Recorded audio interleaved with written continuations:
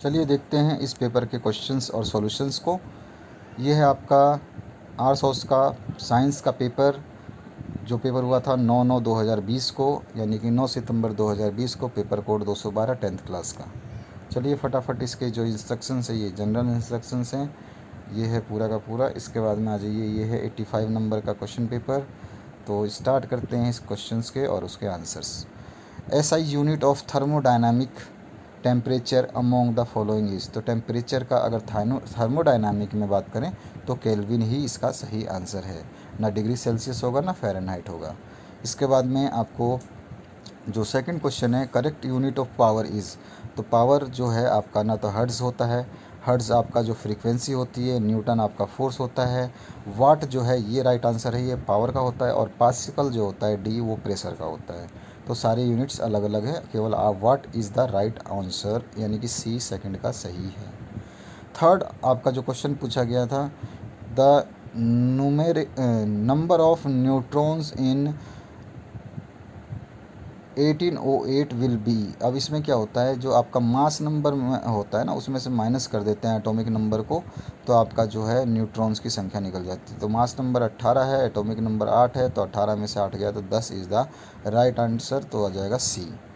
ठीक है, हिंदी वर्जन आप पढ़ लेना, मैं इंग्लिश वर्जन पढ़ रहा हूँ केवल। रिएक्शन दे रखा है यहाँ पर, इसमें हीट दी जा रही है, और इसके बाद में इसमें से क्या हो जा रहा है, ये 2KNO3 में से O2 गैस रिलीज़ हो जा रही है, और O3 में से O2 एक गैस निकल जा रही है। तो इसको आपको कौन सा रिएक्शन है ये बताना है, तो डीकम्पोजिशन रिएक्शन है या अपघटन रिएक्शन कहलाती है ये। ठीक है, अब पाँचवें क्वेश्चन की बात करें, in if an object covers 22 metre distance in 10 second then the speed of the object is. तो स्पीड का फॉर्मूला आपको पता है, डिस्टेंस अपॉन टाइम होता है। तो डिस्टेंस आपको दे रखा है 22 मीटर, और टाइम दे रखा है आपको 10 सेंटीमीटर। तो 22/10 करेंगे तो आ जाएगा 2.2 metre per second is the right answer, B is the correct option. इसके बाद में आ जाइए सिक्स्थ क्वेश्चन पे, solar cell converts light energy into which energy. तो इसका हो जाएगा, सोलर सेल लाइट एनर्जी को जो है इलेक्ट्रिकल एनर्जी में कन्वर्ट कर देते हैं। सातवां क्वेश्चन जो है, among the following which is not a fat soluble vitamin. देखिए डी, ई और के तीनों के तीनों फैट सोल्यूबल है, केवल सी विटामिन ऐसा है जो फैट सोल्यूबल विटामिन नहीं होता है। ठीक है, आठवां क्वेश्चन है, the abiotic factor of ecosystem among the following is. तो इसका आंसर हो जाएगा सीधा सीधा, एबायोटिक जो होता है, अजैविक कारक जो होता है, वो होता है टेम्परेचर। ठीक है, तो आंसर इसका B is the right option. Ninth question है, for decay of ozone layer which chemical among the following is responsible. ये आंसर तो सबका सही होगा, क्योंकि आप 9th 8th से पढ़े जा रहे हैं कि ओजोन लेयर है जो सबसे ज़्यादा प्रॉब्लम करती है। कौन सी गैस, क्लोरोफ्लोरोकार्बन। ठीक है, इसको क्लोरोफ्लोरोकार्बन बोलते हैं। ठीक है,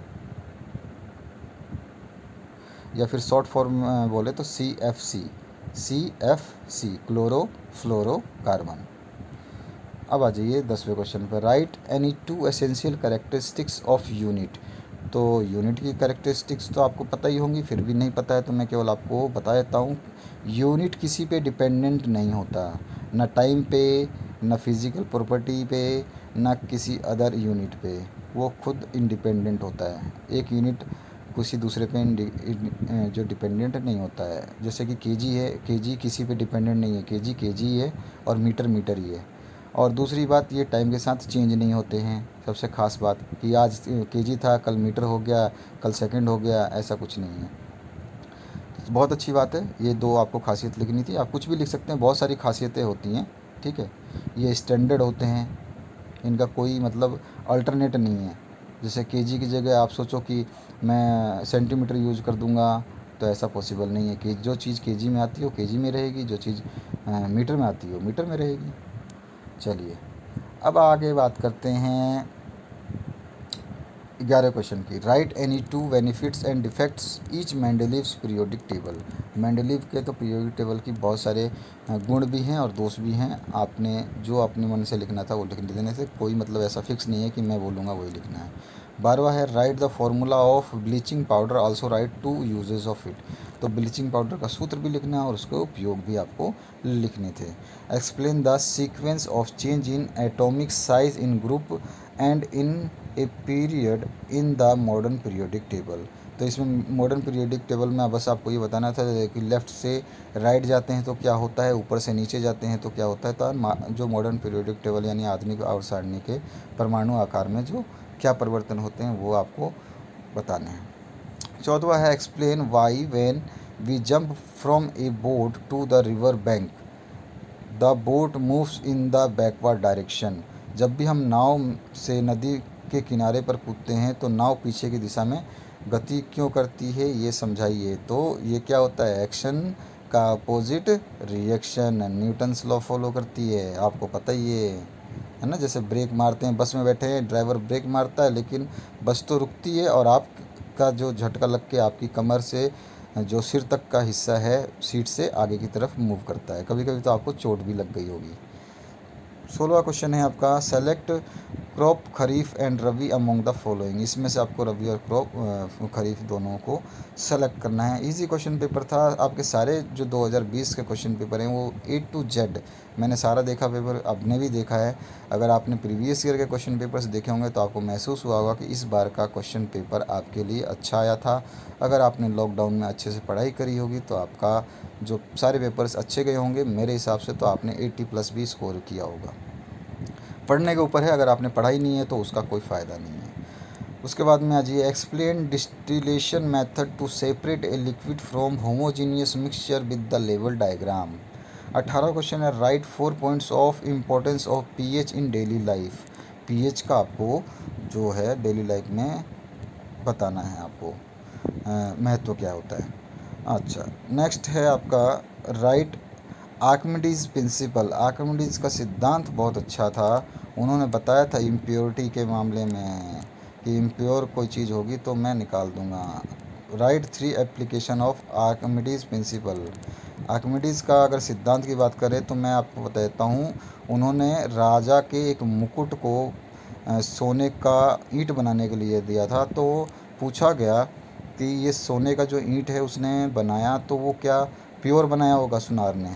तो उन्होंने क्या करा, सोने की ईंट से जितना पानी निकलता है उतना ही पानी वो राजा के मुकुट से निकलना चाहिए। दोनों भाई सेम हैं, अगर उनका आयतन सेम है मतलब उनका जो वॉल्यूम एफिशिएंसी सेम है तो वो प्योर होगा, नहीं तो एक कम निकालेगा पानी, एक ज़्यादा निकालेगा। इसका प्रिंसिपल दिया था, इसको आपके टीचर ने समझाया होगा।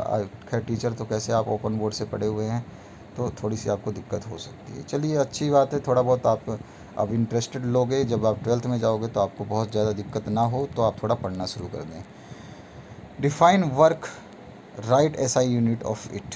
वर्क को डिफ़ाइन करना है और उसकी SI यूनिट भी लिखनी है, ठीक है। उसके बाद में आ जाइए 1 joule of work is done. देखिए यहाँ पर SI यूनिट दे दी है। SI यूनिट क्या होती है, वर्क की, जूल होती है। Is done when a force of 0.01 Newton moves a body, calculate the displacement.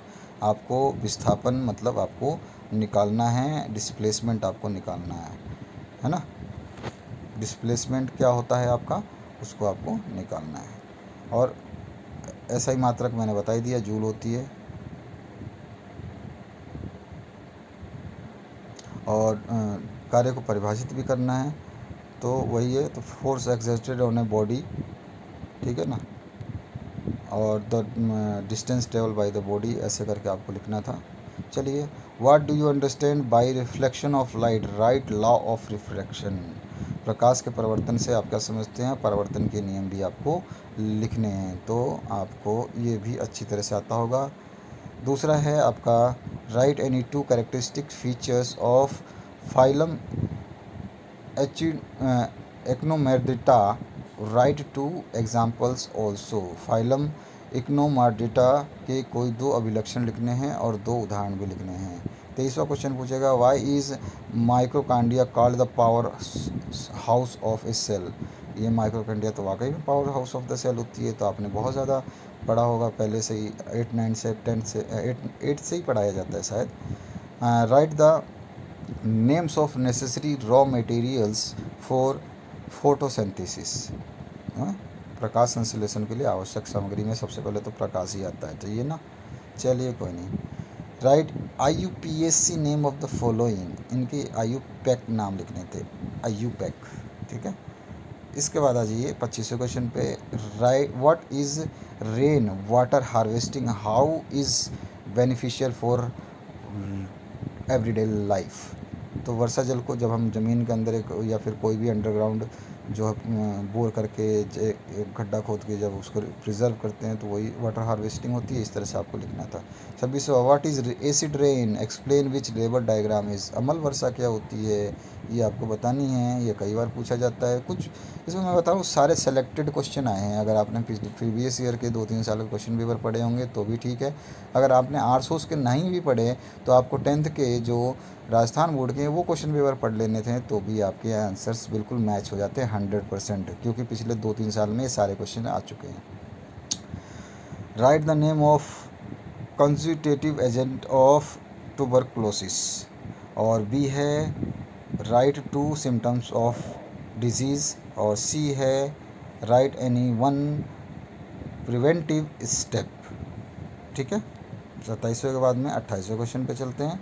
Right the difference between displacement at decomposition reaction with suitable example. B है write 3 characteristics properties of ionic compound, और 29वां question जो है वो है explain the law of refraction, draw ray diagram of image formation when the object is placed at one of the foci F of the convex lens, ठीक है। Convex और concave lens दोनों के ही लेवल डायग्राम पूछे जाते हैं, इस बार convex lens का पूछा गया।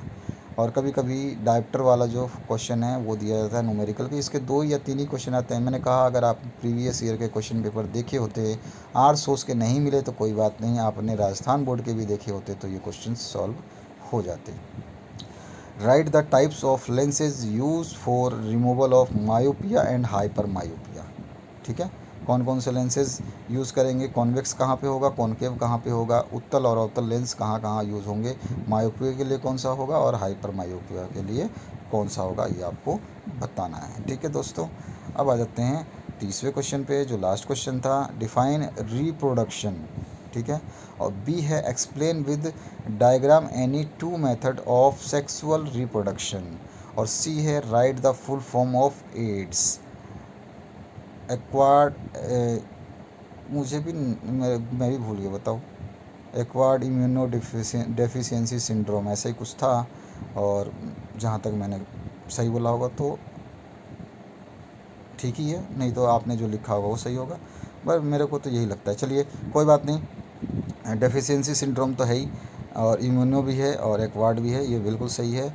और जितने भी आपको क्वेश्चन पेपर देखने हैं उसकी वीडियो के नीचे लिंक मिल जाएगी, देखने के लिए बहुत बहुत धन्यवाद आपका। बने रहे इस चैनल के साथ, आपकी पूरी हेल्प करने के लिए सदा के लिए India's largest question paper and solution providing channel तत्पर रहेगा।